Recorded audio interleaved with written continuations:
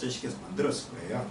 그래서 노아의 홍수 때 그 흙탕물과 함께 같이 쓸려 들어가서 이 쓰나미 이런 걸로 인해서 퇴적층이 돼서 지금은 우리는 찾아볼 수가 없고, 그리고 우리가 이제 고고학이라고 얘기하고 우리 역사시대라고 얘기하고 인류의 역사라고 이야기하는 것들은 이제 홍수 퇴적층, 이 홍수 퇴적층은 지질학의 영역이잖아요. 그래서 홍수 퇴적층 지질학 그 다음 단계의 그 윗부분에 지질학의 지층 위에 이제 홍수 이후의 인간 활동들이 우리가 지금 여러 가지 고고학적 그런 걸로 만날 수 있는 것 같습니다. 네, 질문하신 분께 답변이 좀 됐는지 모르겠습니다. 자, 그리고 두 번째 질문도 굉장히 흥미로운 질문이었습니다. 성경은 왜 글로만 남아있나요? 그림이나 사진도 남길 수 있지 않나요? 라고 질문을 주셨는데요. 이것도 굉장히 재밌는 질문인 것 같고요. 제 선생님의 개인적인 견해로는 하나님의 말씀이 하나님 입장에서 정말 완전하게 우리에게 전달을 해주기 위해서는 이 글이라는 도구가 제일 알맞은 도구가 아니었나 생각됩니다. 이 글의 장점을 보면은 그림보다는 굉장히 방대하고 세밀한 내용이 전달이 가능해요. 그리고 그때에는 지금처럼 프린트해서 나오는 게 아니잖아요. 글씨가 그림도 프린트돼서 나오는 게 아니고 이거를 일일이 옮겨 적어야 돼요. 옮겨 그리든지. 근데 옮겨 그려서 똑같이 그리는 것보다는 이 문자를 가지고 필사라는 방법으로 똑같이 옮겨 적는 게 훨씬 경제적이고 효율적인 방법이겠죠. 그리고 이게 훨씬 더 실수가 적게 이 후세에게 전달할 수 있는 방법이었을 것입니다. 그러기에 우리가 창세기부터 계시록까지 1600년간 적힌 성경이 변함없이 우리에게 전달 가능한 것 같습니다. 그리고 이와 관련해서 제가 이스라엘의 쿰란 동굴을 짧게 좀 볼게요. 이 쿰란 동굴이라는 게 이스라엘 사해 근처에 있는 동굴인데 여기서 성경, 구약 성경이 전체가 이렇게 나왔습니다. 이게 20세기 최대한 고고학적 발견이라고 되어 있고, 요게 1947년에 사해 근처에서 요 동굴 안에, 여기 동굴 안에 지금 요런 동굴이 보이시나요? 이 사막 같은데 요 동굴, 요 4호 동굴인데 요 동굴 안에 이런 양피지들이 가득가득 이렇게 담겨져 있는 거예요.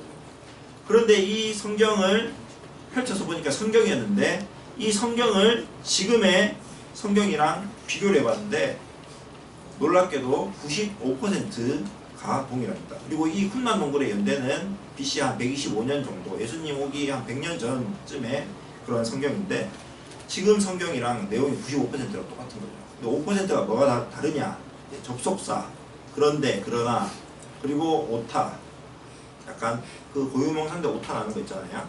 남원 소문교회인데 남원 동문교회 이렇게 이렇듯이 그런 식으로의 오타 정도가 있는 그런 정도 5% 차이가 있습니다. 그래서 이 내용 정말 이 오늘 저랑 이제 복음 교제하신 학생하고도 얘기를 했는데 정말 이 BC 1400년, 1500년 이때의 문서가 우리가 지금 읽어서 볼 수 있는 그런 것들이 정말 놀라운 거예요. 삼국사기, 삼국유사도 고려시대 1200, 1300년 이 얼마 안 되거든요.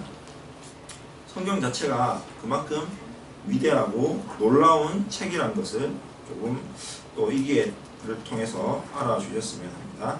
그래서 아마 이 하나님의 말씀을 완전하게 전달시킬 수 있는 가장 훌륭한 도구가 글이지 않았을까 하고 생각되고 이렇게 답변을 드립니다. 자, 그리고 저한테 온 마지막 질문으로 현대 기술로도 광주를 촬영할 수 없나요? 라는 질문이 있었습니다. 저는 지금 여러 가지 시도를 하고 있는 걸로 알고 있습니다. 그리고 구글어스 이런 걸로 열심히 그 아라рат산 주변을 이렇게 보시는 분도 있는 것도 알고 있고요. 그리고 최근에는 이제 요즘에는 비행기가 이렇게 쭉 날아가면서 레이저를 쏩니다. 그래서 이 레이저가 반사되는 요것들을 계산해서 이 지형도를 그려내요. 라이더 측량법이라고 그러는데 요거를 이렇게 쫙 해봤는데 노아 홍수처럼 비슷하게 생긴 거를 찾아냈다라는 그런 이야기가 있어요. 근데 그 부분은 이 조사를 하기 전부터 이미 지형 자체가 그 폭이나 이 길이가 노아 방주의 길이가 비슷해서 이게 혹시 방주가 아닌가라고 이제 의심이 아니고 추측이 되었던 그런 곳이고요. 근데 그 지형에 있는 그 자리에 직접 저희가 땅을 파서 이 방주를 찾은 그런 작업은 한 적이 없습니다. 고고학 조사가 안 됐고요. 그래서 고고학 증거는 아직 없고, 이게 왜 안 됐냐면은 거기에는 뭐 군사 지역이라서 민감한 부분이 있어서 거기서 직접 조사를 할 수 있는 그런 상황은 아닌 것 같고요. 그래서 현재 뭔가 이렇게 방주를 확실하게 우리가 찾아서 그거를 뭐 이렇게 결과가 나왔다 이런 거는 사실 없는 상황이고요. 그리고 아라라산 자체가 굉장히 험하고 높은 고산지다 보니까 지금도 여기저기 이제 빙하들이 많이 있어서 이런 부분 촬영이라든지 이런 좀 간접적인 조사 방법에 좀 한계가 있어서 뭐 그런 부분은 좀 있는 것 같습니다. 그래서 뭐 이런 부분 저도 뭐 굉장히 궁금한데 저희들이 또 성경에서 말해주는 정도, 말해주는 대로, 그리고 어떠한 굉장히 이런 것들의 호기심은 좋지만은 이게 확실하게 노아의 방주이고 이것이 지금은 이게 확실하게 노아의 방주이기 때문에 이거를 뭐 우리가 확실하게 찾았다 뭐 이런 거는 얘기하기는 하니까 좀 속단이 있는 그런 상황인 것 같습니다. 답변이 됐는지 잘 모르겠습니다. 네, 이상으로 답변을 마치겠습니다.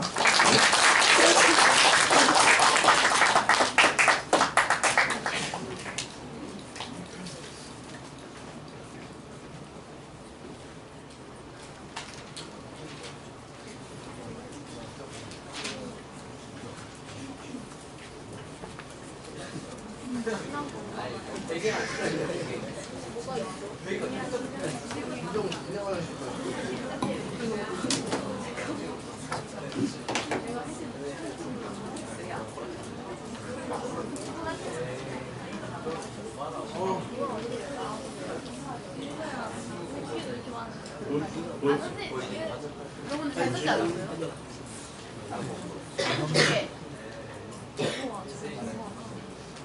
네, 뭐 질문을 그렇게 많이 했어요.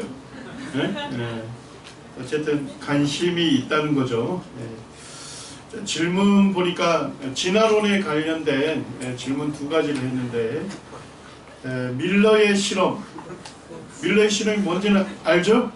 네, 밀러의 실험이 폐기되었는데도 교과서에 있다고 하셨는데 수업 중에 선생님 저거 폐기된 실험이에요 라고 말해도 되나요?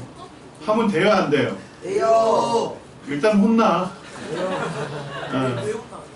아니 저거 폐기됐는데요 라고 얘기하면 안 되고 저것이 뭐가 문제인지를 얘기를 해야지. 선생님한테 질문을 해야지. 이게 고등학교 1학년 과학책을 선생님이 그대로 스캔한 거야. 자, 여기 한 문장이 있는데 두 가지 잘못된 서술이 있어요. 거짓말이 있어요. 찾아보세요. 이거를 모르는 친구는 수업 시간에 선생님한테 저거 폐기됐다는데 하면 혼나 일단은. 왜 답이 없어요?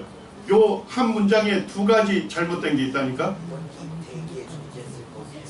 자, 첫째, 요게 보니까 원시대기에 존재하였을 것으로 예상되는 간단한 물질을 실험 장치 안에 집어넣었다는 거지? 맞아요? 그러니까 원시대기를 그대로 재현한 실험을 했다는 거잖아. 맞아요? 예, 그런데 뭐야? 집어넣은 건 뭐였어? 메탄, 수소, 암모니아였는데 그 당시에는 이게 원시대기에 구성하는 물질로 여겼는데 연구를 더해보니까 이것이 아니었어. 뭐래? 산소, 이산화탄소, 질소, 이산화탄소, 수증기가 원시대기였다. 이렇게 밝혀진 거야. 자, 그러니까 뭐야? 원시대기를 한 번도 구성하지 않은 엉뚱한 물질 집어넣었죠? 맞지? 엉뚱한 물질 집어넣고 아무리 엄격한 실험을 할지라도 가정이 잘못되면 결론은 어떻게 될까? 100% 잘못된 거지. 그래서 선생님 연구할 때 그 많이 들었던 원칙이 뭐냐면 가비지 인, 가비지 아웃이야. 가비지 뭐야? 쓰레기 집어넣으면 쓰레기 나온다 이 얘기야. 이 얘기 뭔 얘기냐면 가정이 잘못되면 결론이 잘못되는 거야. 이걸 얘기를 해야 돼. 그러니까 선생님이 혹 가르치면 여러분들이 뭐라고 질문해야 돼? 선생님 원시대기를 그대로 재현했다고 하는데요. 저가 어떤 과학자로부터 들었는데 원시대기를 그대로 재현한 게 아니래요. 예. 밀러는 메탄수소 암모니아 집어넣었다는데 지금 오늘날 과학자들은 원시대기를 이게 아니고 이산화탄소, 질소, 수증기라고 하던데요. 뭔 얘기인지 알지? 요렇게 질문해야 돼. 자, 그 다음에 또 하나 거짓말 찾아봐. 핵산성분. 자, 여기서 밀러가 집어넣고 엉뚱한 물질 집어넣고 막 고전압 방전해가지고 냉각해가지고 검출했더니까 뭐가 나왔어요? 아미노산. 아미노산이 나왔지 DNA, RNA, 핵산 성분이 만들어지는 거 확인한 건 아니야. 이 실험에서 나온 건 뭐야? 단지 아미노산. 요 두 가지 문제를 갖고 얘기를 하면 좋아요. 그래서 밀러가 셀이라고 하는 논문집에 자기 실험이 잘못됐다고 밝혔어요. 선생님이 이 논문 읽어봤어. 거기 봤으니까 첫 번째 이렇게 얘기하더라고. 원시 지구의 대기를 정확하게 뭐한 거 아니다. 반영한 거 아니다. 근데 이분 삐뚤어져도 말은 제대로 해야 하는 건 뭘까? 정확하게 반영한 게 아니고 애초에 한 번도 원시 대기를 구성하지 않은 엉뚱한 거 집어넣은 거야. 뭔 얘기인지 알겠어요? 네. 그 다음에 두 번째. 자, 생물이 살려면 꼭 필요한 성분이 뭘까? 산소인데 산소 안 집어넣었지? 왜 안 집어넣었을까? 아미노산을 좋아. 네. 아미노산이 만들어질지라도 산소하고 결합되면 산화돼서 없어지잖아. 그래서 뺀 거야. 자, 그런데 여러 연구자들뿐만 아니라 밀러 스스로도 인정하는 게 뭐야?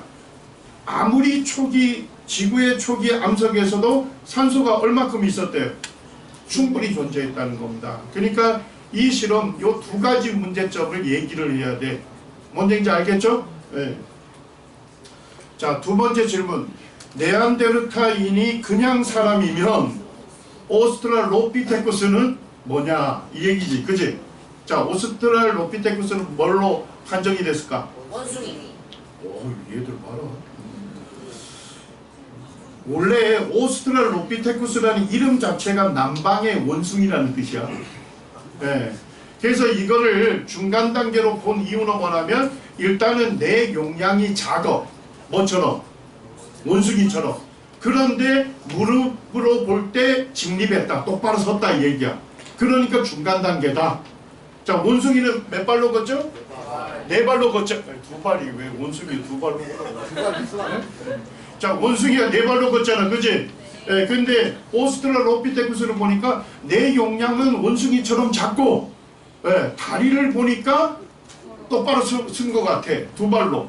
예, 그러니까 중간 단계다. 이렇게 얘기한 거야. 예, 근데 오스트랄로피테쿠스를 루시라고 많이 해요. 왜냐니까 여성형 뼈가 발견이 됐어. 그래서 별명을 루시라고 지었어. 루시의 화석이 40%가 발견이 됐고, 뭐 이제 진화론자들이 350만 년 전 거라고 주장하는데 양발로 직립했을 거다 이렇게 얘기해요. 자, 그런데 요만큼하고 요 다리 거하고 같이 발견된 게 아니야. 여러분들 교과서에서는 얘기 안 하는데 논문에서는 알려줘요. 얼마만큼 떨어져 있었대? 3km 떨어져 있는 그것을 한 주인 걸로 조립을 한 거야. 뭔 얘기인지 이해됐어요? 네, 같이 발견된 거 아니에요. 교과서에서 이 그림이 나오거나 또는 이게 그림이 나오지만 실제는 요거와 요 다리에 있는 뼈는 3km 떨어져 있었다고 논문에서 밝혀요. 자, 그런데 계속 연구를 해봤더니까 긴팔은 뭐와 비슷하대요? 턱은요? 대퇴골은요? 시간이 없어요. 생태학적으로 오스트랄로피테쿠스는 여전히 침팬지와 같은 유인원으로 볼 수 있다 라고 과학자들이 결론을 내린 겁니다. 그리고 최근에도 보니까 2000년도에 재밌는 얘기를 했어. 사이언스지에 루시의 무릎관절에 주목하지 않더라도 뭐 무릎관절이 3km 떨어진 곳에 뭐 발견됐다 안 됐다 그거 뭐 무릎 빼고 얘기하자 이거야. 그럴지라도 새로운 증거들은 루시가 뭐로 걸었대요? 주먹으로 걸었다면 몇 발로 걸은 거야? 네 발 동물이었다. 그 다음에 네이처지에서도 2000년 때 이렇게 재밌게 표현했습니다. 캐비넷으로 걸어가서 문을 열었다. 루시의 그 뼈가 있는 뼈 화석이 있는 데를 문을 열었다. 앞불사 루시는 전형적으로 뭐로 걷는 모습이었다? 네 발 동물, 침팬지로 판정이 된 겁니다. 그래서 아마 그 우리 김충광 선생님이 마지막 슬라이드로 이거 보여줬을 거예요. 캐시 루스킨이라고 하는 박사님이 캘리포니아 대학교에서 진화론에 대해서 아주 굉장히 광범위하게 연구를 했어요. 근데 이분이 독특해 지질학자이면서 법학자였어요. 근데 이분이 이제 쭉 인간의 기원과 관련된 화석을 쭉 살펴보면서 뭐라고 결론 내리냐? 진화론자의 관점은 사실 화석 증거에 의해 뒷받침되지 않는다. 유인론에 가까운 종과 뭐에 가까운 종? 사람에 가까운 종이 그것인데 그 두 그룹 사이에는 연결될 수 없는 뭐가 있다고? 커다란 간격이 있다. 화석 기록으로 나타나는 인간의 출현은 결코 점진적인 진화의 과정을 보여준다, 주지 않는다. 이런 것들이 최근 결론들을 쭉 내리고 있어요. 뭔 얘기인지 아시겠죠? 그래서 오스트랄로피테쿠스는 침팬지예요. 그 다음에 뭐로 진화됐다고 배웠지? 호모 에렉투스지. 사람들이 에렉투스라는 말이 직립하다 이런 얘기예요. 똑바로 쓰다. 호모 에렉투스는 뼈를 2개밖에 못 발견했어요. 머리 요만큼 뚜껑, 눈두덩이부터 해서 머리 요만큼 뚜껑하고, 그 다음에 선생님이 해부학을 가르친 사람이야. 저쪽 물리치료학과 간다 해서 선생님이 쓴 신경해부생리학 책 공짜로 하나 선물했어요. 48,000원짜리. 와우. 자, 그래서 해부학 가르쳤다고 한 25년간 지금도 가르치고 있고. 뭐 얘기하다 여기까지 왔냐? 그래, 호모 에렉투스. 그런데 호모 에렉투스는 이 두개골 머리뼈에 이 눈두덩이부터 해서 뚜껑 하나 발견했고, 그 다음에 대퇴골이라고 하는 넓적다리뼈 하나 발견했어요. 근데 선생님이 딱 보니까 넓적다리뼈는 인간 거야, 완벽하게 거의. 그 다음에 눈두덩이는 어떻게 됐냐면 눈두덩이부터 요까지 발견했거든. 눈두덩이가 좀 많이 튀어나왔고, 이 우리 내 요 이마는 약간 수직에 가깝죠. 근데 약간 기울어져 있어. 뭐처럼? 원숭이처럼. 그래서 이 사람이 뭐라고 결론 내리냐? 머리뼈는 원숭이고 다리뼈는 사람이다.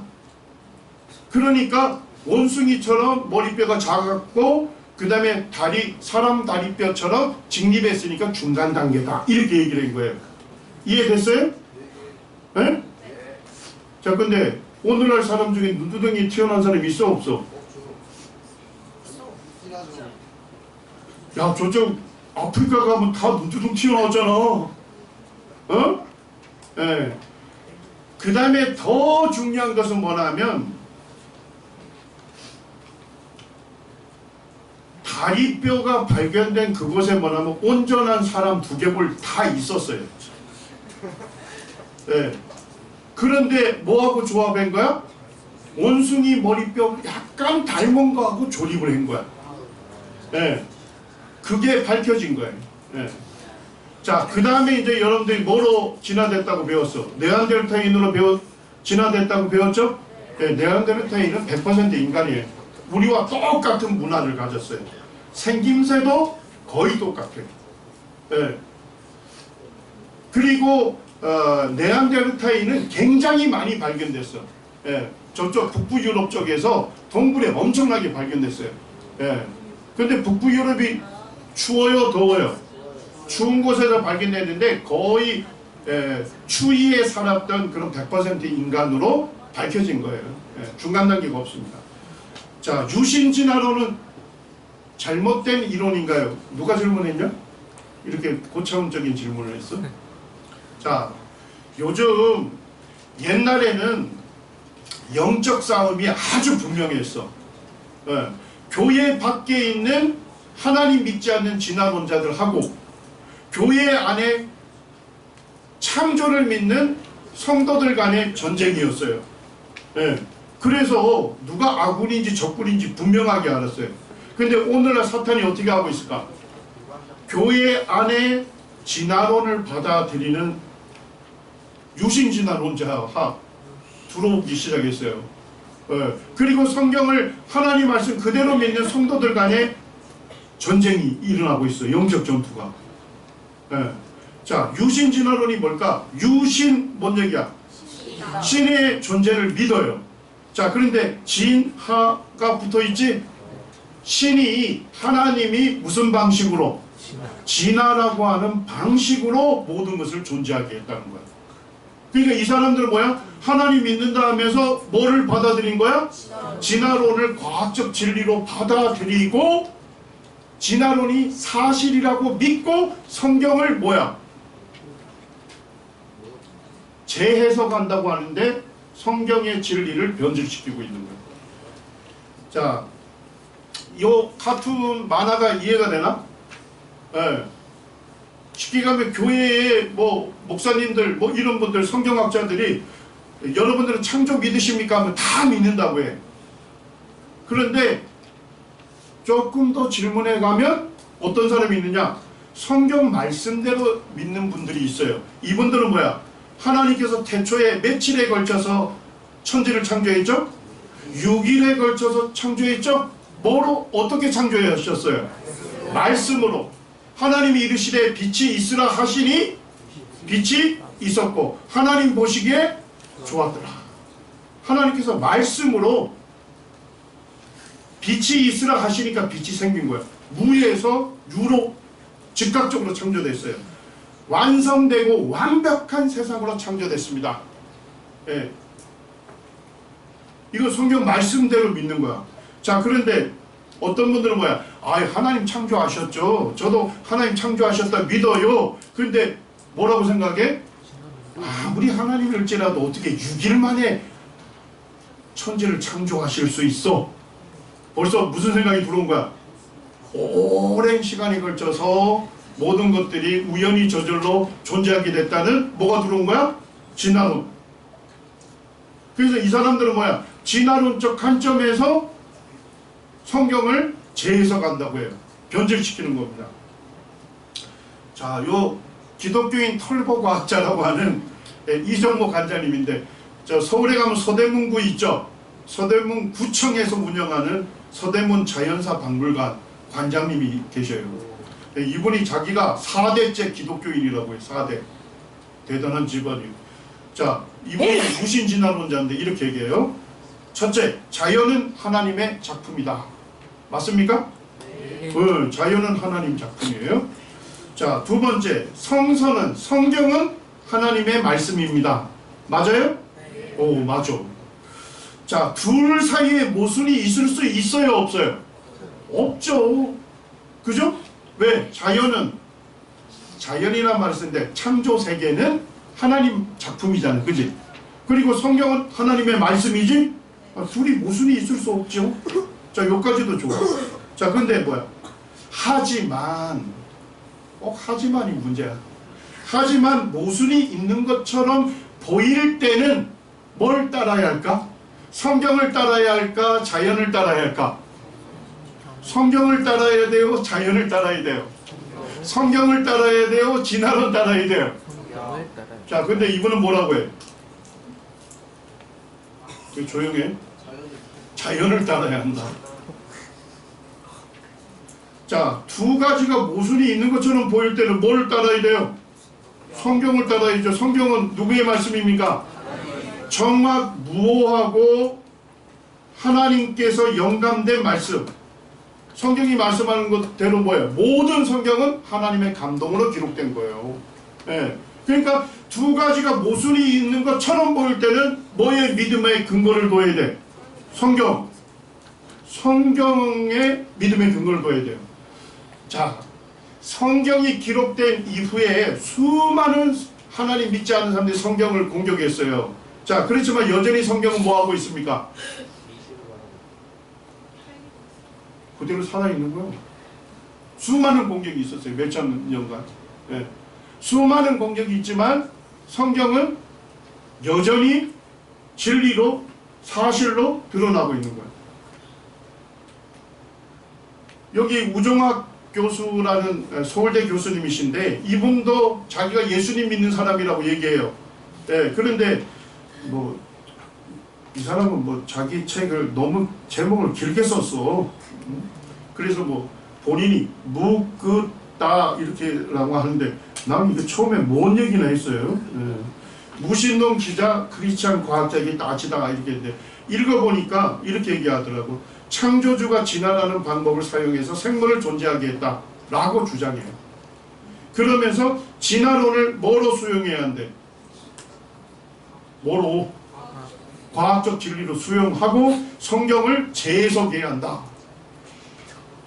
아, 요번에는 진화론이 주제가 아니어서 딱 1시간만 했죠. 그죠? 예. 예, 혹시 여러분들 관심 있으면 유튜브에 들어가면 유튜브 들어가서 김종만 이렇게 치시면 진화론의 실체와 허구에 대해서 많은 시간을 했어요. 선생님이. 예? 예, 그러니까 한번 보세요. 왜냐 진화의 증거 자체가 과학적 연구 방법론으로 볼 때 잘못된 증거들이 수두룩해요. 예를 들어서 아까 밀러 실험 얘기했죠? 조금 전에 중간 단계 얘기했잖아. 예. 사실은 말할 게 더 많어. 근데 요번에는 주제가 진화론이 아니기 때문에 아닌 거야. 내년쯤에 아마 진화론 할지 몰라요. 예. 그러니까 진화론이 과학적으로 문제가 있는 이론이기 때문에 진화론 자체가 과학적 진리가 아니에요. 근데 이분들은 뭐라고 하는 거야? 진화론을 뭐라고? 진화론을 과학적 진리로 수용하고 성경을 재해석해야 한다. 야, 그 다음에 이 사람 얘기하는 게 난 이해가 안 되더라. 나는 성경 기록을 곧이곧대로 믿는 성경을 우상시하는 성경교가 아니라 예수를 믿는 기독교다. 뭔 소리요? 여러분들은 성경을 곧이곧대로 믿어요? 그래야 구원받아. 성경은 진리의 말씀이잖아. 맞지? 우리 에베소서 1장 13절 진리의 말씀 곧 구원의 복음. 여러분들을 죄에서 구원하는 구원으로 인도하는 그 복음은 진리의 말씀입니다. 모든 성경은 하나님의 감동으로 기록된 거예요. 그렇기 때문에 성경은 또 뭐라고까지 하는지 알아요? 하나님의 말씀은 찬송을 받을지어다 라고 시편에 기록되어 있습니다. 하나님의 말씀은 진리의 말씀이기 때문에 그 하나님의 말씀이 찬송을 받아야 한다고 되어 있어요. 하나님 말씀을 존중하고 하나님 말씀을 찬양하고 하나님 말씀을 곧이곧대로 믿는 것은 성경을 우상시하는 게 아니에요. 뭔 얘기인지 아시죠? 네. 근데 이분은 뭐냐면 야, 성경 전체가 하나님 말씀 아니다는 거예요. 중요한 것은 성경이 말하는 예수를 믿는 게 중요하다. 이렇게 얘기를 해요. 자, 여러분 한번 생각해보세요. 성경이 진리가 아니라면 성경이 말씀하는 예수님 믿을 수 있어요? 없어요? 없어요. 유신 진화론을 받아들인다는 건 기괴한 신앙을 갖게 되는 겁니다. 예. 자, 이제 마지막 유신 진화 하나만 더 있어요. 유신 진화론자들의 홈페이지가 있어요. 또 요거 알려주면 또 가서 검색하겠네. 다행히도 영어로 돼 있어. 거기 가면 바이오 로고스라고 하는 홈페이지가 있는데 이게 유신 진화론자들이 유신 진화론을 퍼뜨리기 위해서 만든 홈페이지예요. 자, 근데 선생님이 읽고서 경악했어. 자, 거기에 뭐라고 써져 있냐? 모든 생물과 인간은 수억 년의 시간을 거쳐 사망, 고통, 질병, 적자생존의 과정을 통해서 서서히 진화되어 왔다. 아담은 실존 인물이 아니다. 그러므로 원죄를 인정하지 않는다. 원죄를 인정하지 않기에 예수님의 십자가 구원이나 대속이 필요 없다. 예수님이 오신 목적은 우리에게 인간으로서의 완전하고 모범적인 삶을 가르쳐 주시기 위함이다. 그러면서 여기에 뭐라고 써놨냐? 하나님은 예수님을 죽이기 위해 이 땅에 보내지 않으셨으며 인간의 죄를 사하기 위해서 예수님의 죽음을 필요로 하지 않으셨다. 하나님은 인간의 죄를 용서하기 위해 예수님의 죽음을 필요로 하지 않으셨다. 여보, 여보란다. 아유, 맨날 우리 집사람 이름 부르고 소통할 때.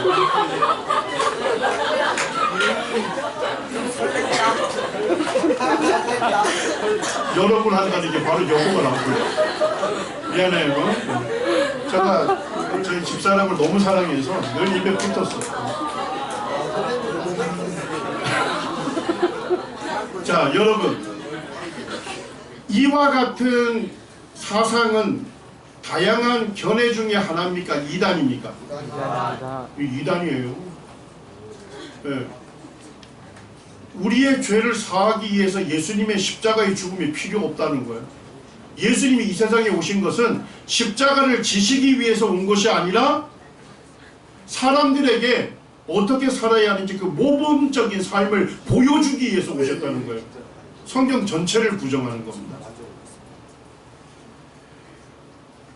여러분들 유신진화론에 대해서는 이제 청년들 되고 이러면 요즘 선생님이 굉장히 걱정하는 게 뭐냐면 유신진화론자들이 유튜브를 아주 잘 만들어요.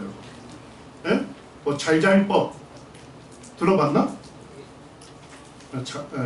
보지 마. 그 유신진화론자들인데 유튜브를 너무 잘 만들어가지고 하기 때문에 참 여러분들 앞으로의 신앙에 선생님 굉장히 걱정이 많아요. 예. 그래서 선생님도 유튜브를 열심히 찍으려고 해요. 예.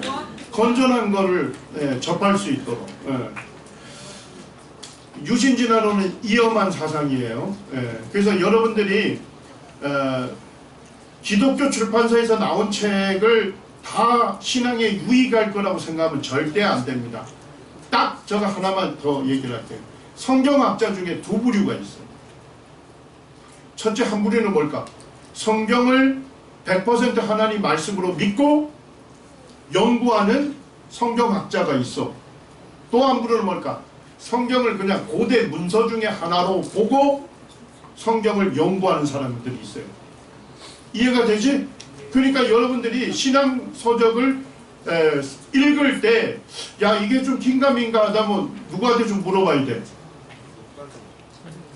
지역교회 장로님들한테 이 책이 유익한 책이냐 아니면 내가 이 책을 좀 살려고 하는데 이 책이 좀 어떤 어려움이 있는 책이냐 물어보고 도움을 받으면 좋아요. 뭔 얘기인지 아시죠? 제가 그리고 밥 먹고 하는 일이 책 보는 사람이거든요. 저한테 전화 좀 하세요. 형제님 무슨 책 읽으려는데 이렇게 하면 제가 금방 해서 알려드릴게요. 여러분들이 대학생이 되고 청년이 될지라도 지역교회에서 하나님 말씀을 전하고 인도하는 장로님들의 도움이 필요해요. 우리 모두가. 그러니까 도움을 받으시면서 안전하게 주님을 더 깊이 알아가시면 좋아. 자, 마지막 하나. 뭐 이런 걸 다 질문하냐? 응? 시간 가게. 바벨탑은 보존되어 있나요? 바벨탑 사건이 언제 있었냐면요. 창세기 11장인데 오늘 우리 서인석 형제님이 빙하기 말씀하셨죠? 아, 참 재밌게 말씀하셨는데 그 빙하기가 언제쯤 있었대요? 아주 오래전에. 예. 그때 우리 여기 써놨잖아. 창세기 10장 25절에 벨레게 때에 그때 세상이 나뉘어졌다고 했지? 예? 그때 바벨탑을 하나님께서 무너뜨리고 언어를 혼란시키고 같은 언어를 쓰는 사람들이 같은 민족을 이루면서 전세계 흩어졌어요.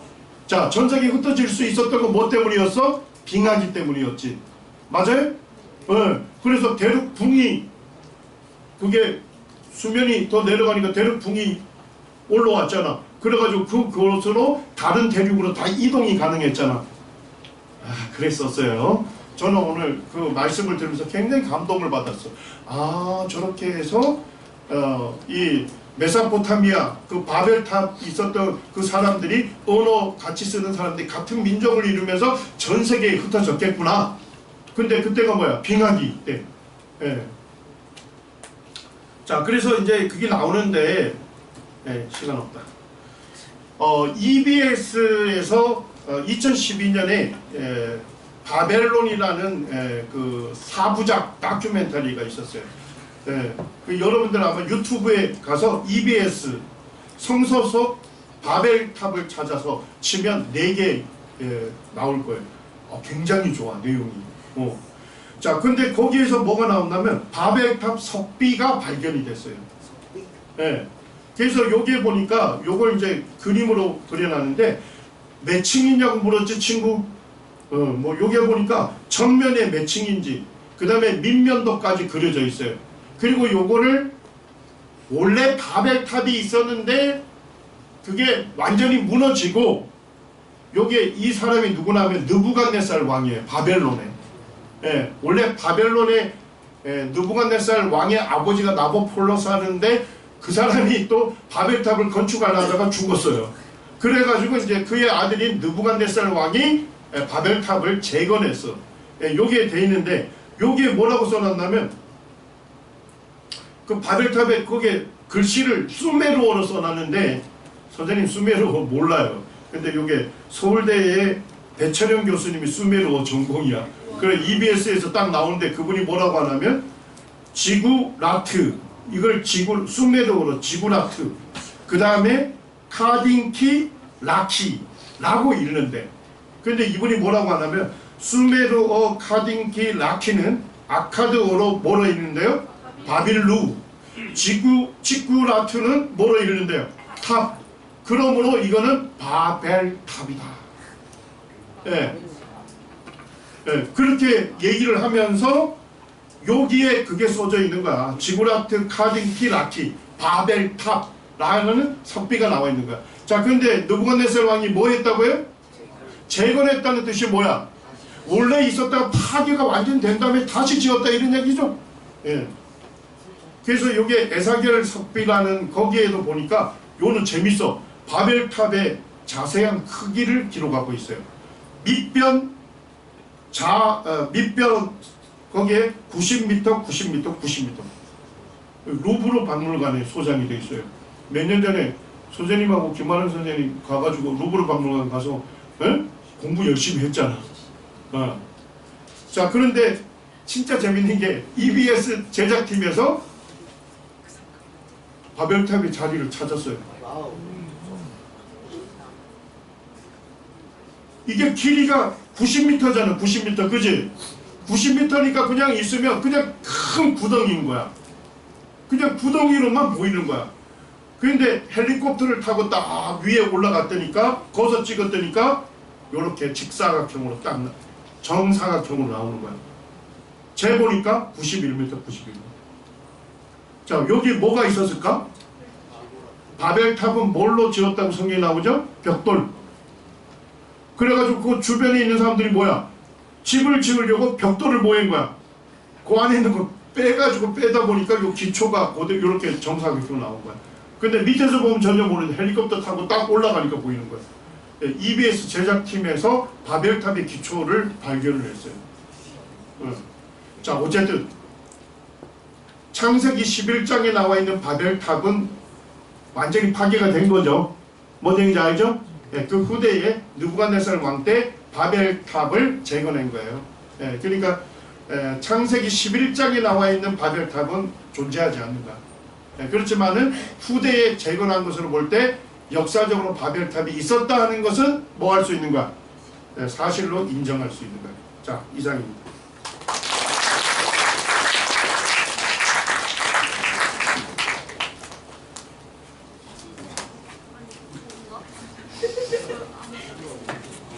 이제 끝인가? 여러분들이 질문나무에 질문을 한 30개를 주셔가지고 너무 많이 주셔가지고 왜 그랬어요?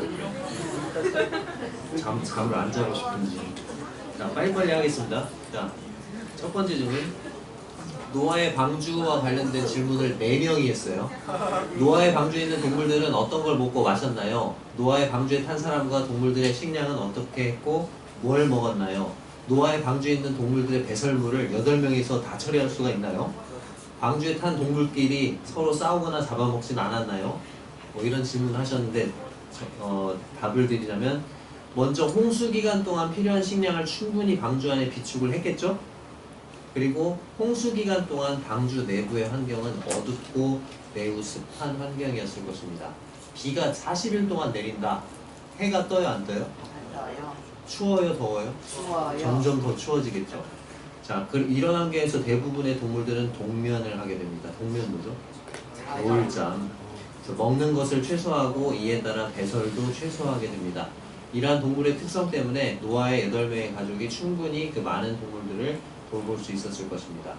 그리고 육식은 노아의 홍수 이후에 창세기 9장 이후부터 하나님이 인간에게 허락하신 것으로 동물들이 다른 동물들을 잡아먹는 것도 아마 이때부터 시작된 것으로 보입니다. 그 다음 질문. 노아의 방주는 왜 안 썩었나요? 창세기 말씀에 보면 너는 고페르나무로 너를 위하여 방주를 만들 때 그 안에 칸을 막고 뭘 칠하려 했죠? 역청. 자, 이 역청이 방수제 역할을 하죠. 물이 방주 안으로 새어 들어오는 것을 막는 역할을 했을 뿐만 아니라 방주 안팎으로 칠했던 역청이 방주의 주재료인 나무 속으로 물이 스며드는 것을 막았겠죠. 그래서 나무가 썩는 것을 방지하는 역할을 했을 것입니다. 그 다음 질문. 방주에 동물이 탈 때 왜 정결한 짐승은 7쌍, 부정한 짐승은 2쌍을 들어가게 하셨나요? 한 쌍만 있어도 되지 않나요? 자, 7쌍, 2쌍이라고 질문 주셨는데 정확히 말하면 뭘까요? 창세기 7장 2절에 이렇게 돼 있어요. 너는 모든 정결한 짐승을 암수 7씩, 부정한 것은 암수 2씩을 내게로 데려오며 이렇게 말씀하셨는데, 이렇게 구체적으로 명령하기 전에 6장 19절과 20절에서 하나님이 대전제, 큰 틀에서 말씀하신 거예요. 혈육 있는 모든 생물을 너는 각기 암수 한 쌍씩 방주로 이끌어들여 너와 함께 생명을 보존하게 하되, 이렇게 말씀하셨어요. 자, 그럼 이거 두 가지를 종합하면 모든 생물을 암수 한 쌍씩 보존하는 것이 큰 틀이에요. 자, 그러면 7장 2절의 말씀, 구체적인 그 다음 말씀은 뭐냐? 정결한 짐승은 암수를 합쳐가지고 몇 씩? 7쌍씩이에요, 7씩이에요. 7씩. 그래서 많은 성경학자들이 암수 3쌍에 한 마리, 수컷이 됐든 암컷이 됐든 아무튼 7씩이라고 했으니까. 그리고 부정한 짐승은 어떻게 해요? 암수 2씩. 즉 뭐예요? 암수 한 쌍이 되겠죠. 이해됐어요? 자, 그럼 왜 정결한 짐승을 더 이렇게 태웠을까? 노아가 나중에 홍수 끝나고 방주에서 나와서 맨 처음 한 일이 뭘까요? 하나님께 자신을 구원해 주신 그 하나님께 감사의 제사를 드리기 위해서. 그래서 8장 20절에 여호와께 제단을 쌓고 모든 정결한 짐승과 모든 정결한 새 중에서 제물을 취하여 번제로 제단에 드렸다, 이렇게 나왔습니다. 자, 그 다음 질문요. 개는 방주에 태웠을까요? 개. 태웠을까요? 안 태웠을까요? 자, 창세기 6장 17절에 이렇게 되죠. 내가 홍수를 땅에 일으켜 무릇 생명의 기운이 있는 모든 육체를 천하에서 멸절하리니 어디 있는 것들이 다 죽으리라? 땅에 있는 것. 자, 근데 우리가 개가 바닷가 해변에서 옆으로 막 걸어가는 모습 중에는 땅에서 사는 생물이라고 착각을 하기 쉬운데, 개는 영어로 뭐라고 한다? 크랩. 자, 그럼 킹크랩은 어디서 살까요? 여러분 그 이마트나 뭐 이런 데 가면 킹크랩이 어디 있던가요? 수족관 안에 있죠? 자, 그래서 개는 어디서 산다? 바닷물 속에서 산다. 그러니까 개는 방주에 태웠다, 안 태웠다? 태웠다. 자, 그 다음 이런 질문까지. 노아는 어떻게 생겼나요? 궁금해요. 답, 저도 몰라요.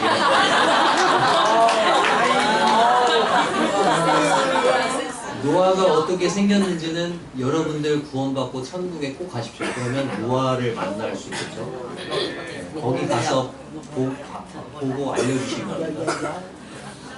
자, 그 다음 질문. 노아가 있는 곳에서 멀리 떨어져 있는 사람들은 방주 소식을 어떻게 들었을까요? 자, 이 질문에 대한 답은 바벨탑 사건이 창세기 11장에 기록되어 있어요. 바벨탑 사건 전에 노아 시대, 창세기 6장에서 노아의 홍수가 일어나죠. 그 바벨탑 사건 이전에는 온 세상의 언어가 몇 개였다? 하나였어요. 세상 사람들이 온 지구상에 다 흩어져 살기 이전이었기 때문에 세상 사람들은 거의 모두 메소포타미아 주변에 살고 있었던 것으로 보입니다. 그리고 노아가 방주를 만들면서 복음을 전했던 기간이 몇 년? 100년 동안 전했으면, 그리고 그렇게 많이 흩어져 산 것도 아니고 하나의 언어를 가지고 있었으니까 당시의 세상 거의 모든 사람들이 노아의 방주에 대한 소식을 들을 수 있었을 것이다. 그 다음 질문요. 100년 동안 방주를 지었으면 그동안의 식량은 어떻게 했나요? 혹시 노아가 부자였나요? 부자였을까요? 알 수 없어요. 노아가 600세 되던 해 홍수가 왔고 약 100년간 방주를 그 전부터 짓으니까 한 500세 때부터 지었다면 노아가 500세 될 때까지 벌고 모았던 돈이 있겠죠? 그죠? 그리고 혹시 노아가 500세 이후에도 어떤 사업을 계속 운영하면서 틈틈이 방주를 지었다면 노아는 자신이 사업을 운영하면서 벌었던 그 거의 모든 돈을 방주를 만드는 데 투자했을 것입니다. 그렇죠? 그 다음 질문. 노아의 방주에 곤충들도 탔다고 했는데 하루살이, 초파리 같은 건 태워도 그 긴 세월 동안 도저히 어떻게 했을까요? 하루 사는데 1년 10일인데 하루 동안 계속 막 새끼 까고 새끼 까고 했을까? 자, 초파리의 수명은 3-40일 정도로 알려져 있고요. 하루살이는 잠자리, 실잠자리 등을 포함하는 곤충군에 속하며 성충은 다 자란 거죠. 종류에 따라 짧으면 일주일이나 2주일 정도 살지만 유충은 1년에서 2년 정도 삽니다. 따라서 애벌레 기간까지 포함하면 하루살이는 하루만 사는 게 아니라 몇 년 정도 산다? 1-2년 사는 거예요. 그리고 계속 종을 유지하도록 그 방주 안에서 번식을 했을 가능성도 있지만 곤충도 동물과 함께 뭘 한다? 동면을 합니다. 그래서 대체로 알이나 번데기 단계로 동면하는 곤충이 많지만 애벌레로 동면할 때도 있고 무당벌레처럼 성충으로 동면하는 경우도 있다고 합니다. 그 다음 질문. 왜 성경에 기록된 이스라엘 사람들의 이름은 특이한 뜻을 가졌을까요? 요즘도 그런 식으로 장명하나요? 요즘도 그런 식으로 장명하는지 잘 모르겠고. 자, 이스라엘 사람들의 이름들은 본성이나 인격, 신앙적인 의미를 담고 있어요. 크게 5가지로 분류합니다. 첫 번째, 신앙적인 신적인 요소를 가진 이름. 엘리야, 나다나엘, 요나단, 시드기야. 여기 엘과 요와 야자가 다 뭘까요? 하나님을 가리키는 말이에요. 그래서 하나님의 이름을 넣은 이름들이 있고요. 두 번째, 상황과 관련된 이름. 야곱이 태어났는데 에서의 발꿈치를 딱 잡고 느르륵 딸려 나왔어. 그래서 발꿈치를 잡는 자, 속이는 자. 이삭 낳기 전에 사라가 웃죠. 내가 어떻게 이삭을 낳아? 그래서 웃음. 이렇게. 세 번째, 개인적인 특징 때문에 붙여진 일 수 있어요. 에서가 태어났는데 털복숭이야, 애기가.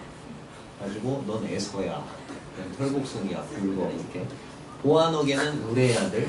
그 다음에 동식물에서 유래한 이름들이 있습니다. 요나, 드보라, 라헬, 갈렙 뭐 등등. 그 다음에 예언에서 비롯된 상징적인 이름. 하나님께서 어떤 예언적으로 어떤 의미를 부여하신 이름이죠. 이사야 선지자의 아들 이름을 스알 야숲이라고 지으라고 하셨는데 남은 자가 돌아오리라. 비록 이스라엘 백성들이 포로로 끌려가지만 다시 회복시키실 것을 약속하는 거죠. 그 다음에 경건한 소망이 내포된 이름 유다, 오바댜 뭐 이런 이름들이 있습니다. 자, 다양한 인종은 어떻게 하우 생겨났나요? 이렇게 질문하셨는데, 자, 아담과 하와는 어떤 인종이었을까요? 이 세상의 모든 인종이 태어날 수 있는 그 인종적인 그 유전적인 특징을 모두 다 가지고 있었겠죠. 아담과 하와는. 그래서 피부 색깔은 멜라닌이라는 피부 색소에 의해서 결정이 되는데 멜라닌은 유전적 요인이 가장 중요해요.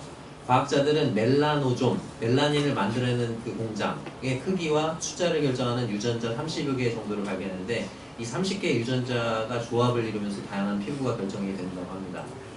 그래서 대문자 A, B는 큰 멜라노점, 소문자 A, B는 더 작은 멜라노점. 그래서 큰 A, 작은 A, 큰 B, 작은 B를 가진 남자가 동일한 AA, BB를 가진 여자와 결혼해서 자식을 낳았을 경우 다양한 피부색을 가진 자식을 이렇게 낳을 수가 있다고 해요. 이해되시죠? 네. 그래서 흑인부터 백인까지 다 나올 수 있다.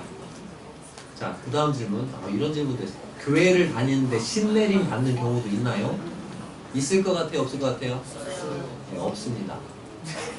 에베소서 1장 13절 그 안에서 너희도 진리의 말씀 곧 너희 구원의 복음을 듣고 그 안에서 또한 믿어. 예수님을 믿는 사람에게는 뭘 받죠? 약속의 성령으로 인치심을 받는다고 했어요. 인치심. 도장을 꽝 찍는 거. 하나님이 내 거야. 소유권을 주장하는 거야. 그 사람은. 성령이 이 안에 들어가 있어. 자, 근데 다른 영이 들어올 수 있을까요?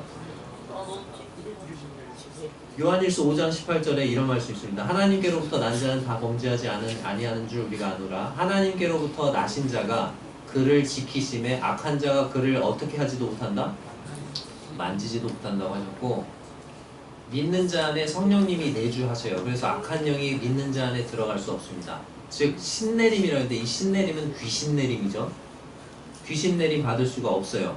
성령님 하나님이시잖아요. 성령님이 더 강한 자이시기 때문에 성령이 거하는 사람의 몸을 귀신이 탈취할 수 없습니다. 그게 누가복음에 나오는데요. 누가복음 11장 20절부터 보면 내가 만일 하나님의 손을 힘입어 귀신을 쫓아낸다면, 예수님이 귀신을 쫓아내셨죠? 왜? 누가 더 강한 자니까? 예수님이. 그래서 쫓아냈어. 그러면 하나님의 나라가 이미 너에게 임하였느니라. 강한 자가 무장을 하고 자기 집을 지킬 때에는 그 소유가 안전하되 더 강한 자가 오면 어떻게 돼요? 뺏기는 거죠. 그죠? 자, 그러면서 귀신 얘기를 해. 24절, 26절까지. 더러운 귀신이 사람에게서 나갔어. 그래서 물 없는 곳으로 다니면서 쉬기를 구했는데 얻지 못했어. 그래서 뭐라고 하냐면, 내가 나온 내 집으로 다시 돌아가야지 하고 갔어. 갔는데 그 집이 주인이 없어. 성령님이 계셨다면은 아마 이 귀신이 다시 못 들어갔을 거예요. 근데 이 집이, 그 사람의 몸이 주인이 없어. 그리고 그냥 청소되고 수리만 됐어. 아마 정신과 치료를 받았거나 뭔가를 했겠지. 그래서 건강해졌겠지. 다시 청소되고 수리만 됐어. 근데 주인이 없어. 그러니까 어떻게 했어요? 이에 가서 저보다 더 악한 귀신 넷을 데려왔어요. 7을 데리고 다 들어가서 거기 살라고 했어. 이 사람의 나중 형편이 전보다 어떻게 됐어요? 더 심하게 됐다. 그러니까 귀신 들림을 안 받으려면 누가 이 안에 거해야 돼요? 성령님. 네, 저는 여기까지입니다.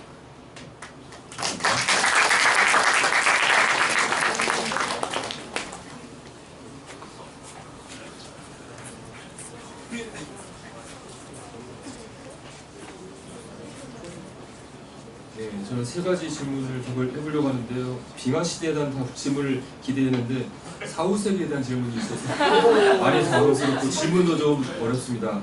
질문은 첫 번째는 천국문과 지옥문이 있는데 두 문 다 선택 안 하고 닫으면 어떻게 되나요? 닫을 수만 있으면 영원히 안 죽고 살 것 같은데, 그러면 이 질문을 이렇게 생각할 수 있을 것 같습니다. 천국과 지옥을 내가 선택해서 안 갈 수 있습니까? 이런 질문으로 여겨지는데요. 성경은 보면 사람이 죽게 되면 두 가지 운명이 있다고 분명히 말씀하고 있고, 누가복음 16장에 부자와 나사로의 죽음 위에 그 두 가지 운명을 보여주시면서 예수 그리스도를 믿고 구원받은 사람은 천국을 가지만 죄의 문제를 해결하지 못한 사람은 심판의 장소인 지옥에 간다고 성경은 분명하게 말씀하고 있죠. 그래서 예수님을 믿은 자라면 천국을 가고 믿지 못한 자라면 지옥에 가게 될 것입니다. 그래서 이것을 천국과 지옥을 임의로 선택을 할 수 없다고 성경을 통해서 이해할 수 있습니다. 근데 천국과 지옥을 선택을 안 하려면 어떻게 해야 될까 생각을 제가 해봤더니 영원히 죽지 않고 산다.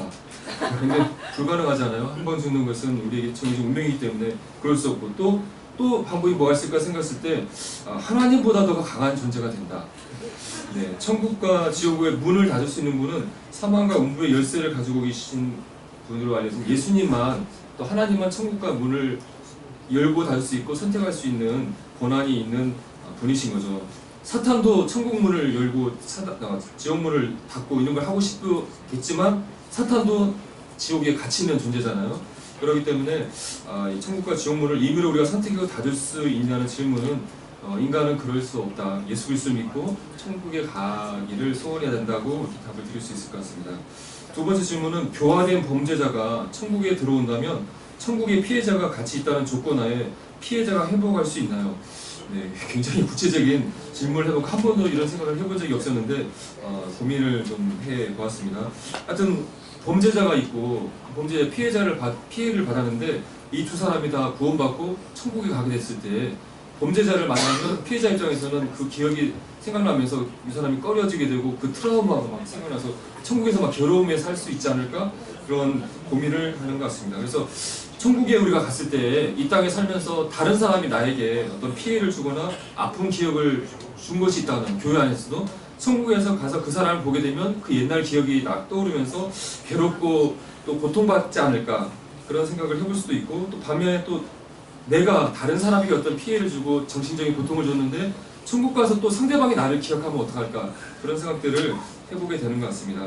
성경을 통해서 명확한 답을 알 수는 없지만 이사야서 말씀에서 나 곧 나는 나를 위하여 내 허물을 도말한 자니 내 죄를 기억하지 아니하겠다는 말씀이 있잖아요. 하나님께서는 우리의 죄를 기억하지 않는다고 말씀하셨고 천국에 갔을 때 우리가 이 땅에 살면서 행했던 하나님께 행했던 죄를 하나님은 기억하지 않는다고 분명하게 말씀하셨기 때문에 아마 우리가 안에 서로 행했던 잘못된 것들을 기억하지 못하지 않을까라는 생각을 해보게 되고요. 또 한 가지 생각은 만약 기억이 남아있다 할지라도 우리가 하늘나라에 갔을 때 우리 마음 가운데 하나님의 그런 평안과 그 위로 또 용서하는 마음이 있어서 그 사람을 용서하기 때문에 그것이 트라우마가 되거나 슬픈 기억이 되지 않을 것이라는 생각을 해보게 되는데 계시록 21장에 모든 눈물을 그 눈에서 닦아주시고 다시는 사망이 없고 애통하는 것이나 고가는 것이나 아픈 것이 다시 있지 아니하리니 처음 것들이 지나갔음이라고 말씀하고 있잖아요. 천국에서는 애통하는 것, 곡하는 것, 아픈 것들이 없을 것이라고 말씀하셨기 때문에 이 땅에서의 그런 아픔,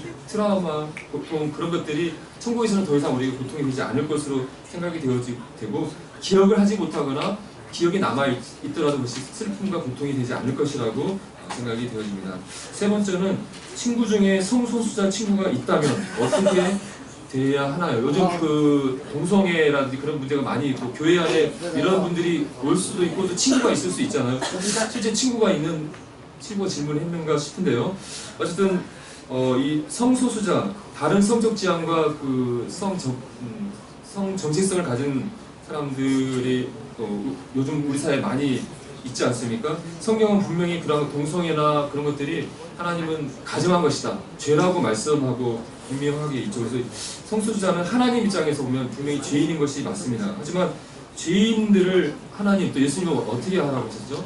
예수님께서는 이 땅에 오셔서 세리와 죄인들의 친구가 되셔서 오히려 그들에게 가까이 가셔서 그들을 친구가 되어주고 그들을 구원으로 인도하셨던 것을 보게 됩니다. 그래서 우리가 그 성소수자 친구들이 있을 때 그들을 멀리하기보다는 하나님의 사랑으로 그들을 가까이 해야 되겠지만 또 그들을 위해서 기도하고 구원받기를 원해야 되겠지만 그들에게 이 성적인 다른 것은 하나님 앞에 죄라는 사실을 분명하게 알려주고 구원받고 또 이런 잘못된 성 개념으로부터 돌이킬 것을 권면해주고 그를 위해서 기도해주는 것이 필요하겠다는 생각을 해보게 되었습니다. 네, 저는 이상입니다.